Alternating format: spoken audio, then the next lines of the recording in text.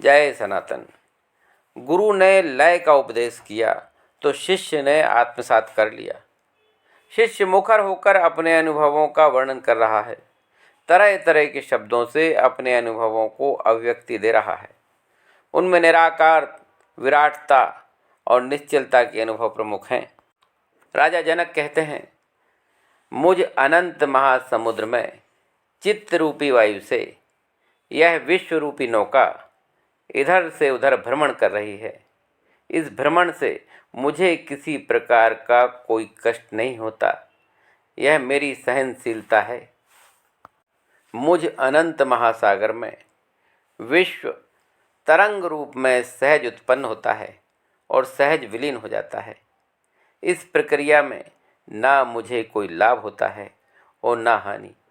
मैं उनसे असंग रहता हूँ और मेरा अनंत अस्तित्व स्थिर रहता है। मुझ अनंत महासमुद्र में यह जगत मात्र कल्पना है। मैं पूर्ण रूपेण शांत, निराकार और आश्रय रूप हूँ। मुझ में कोई विकार नहीं। विश्व के अन्य पदार्थों में जैसे आत्मा नहीं होती, वैसे ही आत्मा में ये सब नहीं होते। आत्मा निरंजन चिरशांत है। इसी ज्ञान से मैं आसक्त व काम रहित होकर इसका आश्रय रूप हूँ। आत्मा अनंत और निरंजन है।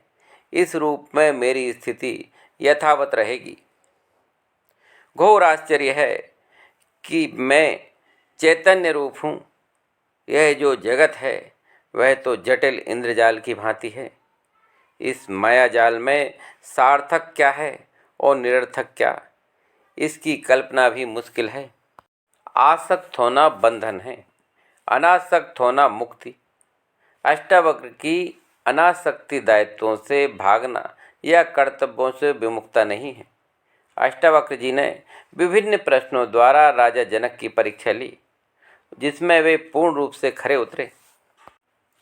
अष्टावक्र जी बंधनों की प्रकृति का परिचय देते हुए कहते हैं कि बंधन तब होते हैं जब चित्त कुछ पाने की इच्छा करता है तो उसे ना पाकर शोकातुर होता है। कभी त्याग करना चाहता है तो कभी पुनः ग्रहण की चाह करता है। पाने पर व्यक्ति हर्षित होता है और ना पाने पर क्षुब्ध, तभी वह बंधनग्रस्त होता है। कहने का भाव यह है कि यह इच्छा अनिच्छा ही बंधन युक्त दुख का कारण बन जाता है। अष्टावक्र जी मुक्ति का अर्थ बताते हुए राजा जनक को समझाकर कहते हैं कि मुक्ति तब समझनी चाहिए जब चित्त परम शांत हो, वह कुछ पाने की इच्छा ना करे, किसी की चिंता से ग्रस्त ना हो, ना कुछ पकड़ने की और छोड़ने की प्रवृत्ति करे और ना हर्षित हो ना क्रोधित। सभी स्थितियों में एक रस रहने से ही पुरुष को मोक्ष प्राप्त होता है। बंधन तब है जब चित्त किसी भी सांसारिक आसक्ति में पड़ा रहता है। वह किसी दृश्य या पदार्थ का आकांक्षी है तो बंधन है। इसके इतर मुक्ति तब मानो जब चित्त विषयों में आसक्त ना हो, सभी दृष्टियों से अनासक्ति भाव आ जाए। वह किसी पदार्थ या विषय में आसक्त ना होगा, तभी मोक्ष लाभ हो सकेगा। जब तक मनुष्य में मैं भाव है तभी तक बंधन है।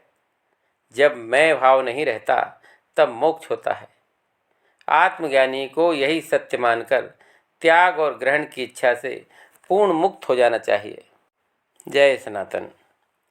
दोस्तों ध्यान दीजिए, यदि आप भगवत गीता की संपूर्ण व्याख्या सुनना चाहते हैं तो इसी चैनल पर भगवत गीता के संपूर्ण 18 अध्याय बड़ी सरल भाषा में उपलब्ध हैं। तो कृपया चैनल को सब्सक्राइब कर लें ताकि भगवत गीता ज्ञान यज्ञ का लाभ प्राप्त कर सकें। जय श्री कृष्ण।